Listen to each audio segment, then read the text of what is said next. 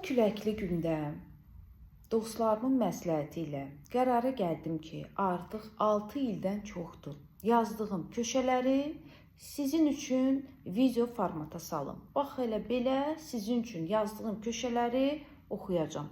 Əlbəttə ki, çox qısa bir hissəsini, əgər sizin üçün maraqlı olarsa, şərhlərdə yazın, davamını da çəkib sosial şəbəkələrə yükləyəcəm. Dünən çox vacib bir məsələ ilə bağlı köşə yazdım. Kasıb üçün son zəng çalınmır. Naçalnik Kübra Məhərrəmova yazır.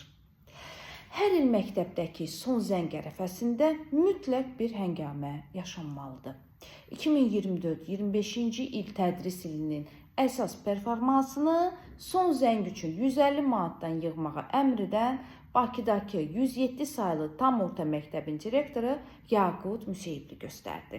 Bir neçə gün əvvəl onun son zəng üçün pul verməyən şagirdlərin tədbirdə iştirakına icazə verilməyəcəyi ilə bağlı anons etdiyi səs yazısı da sosial şəbəkələrə yayıldı. Amma şükür ki, xanım direktor işdən azad olundu. Əla, amma bir məktəbin direktorunun işdən çıxarılması ilə məsələ həll olunmur axı.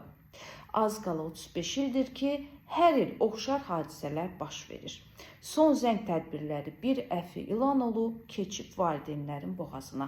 Hər məktəb də istədiyi qiyməti təqdim edir valideynə. Hətta elə məktəblər var ki, 500 manatdan pul yığırlar. Ay bala, siz Xarı Bülbül musiqi festivalı keçirdirsiniz, Avroviziya mahnı müsabiqəsini keçirdirsiniz. Bu nə puldur? Xaricdən Jennifer Lopez'i çağıracaqsınız Bakıya.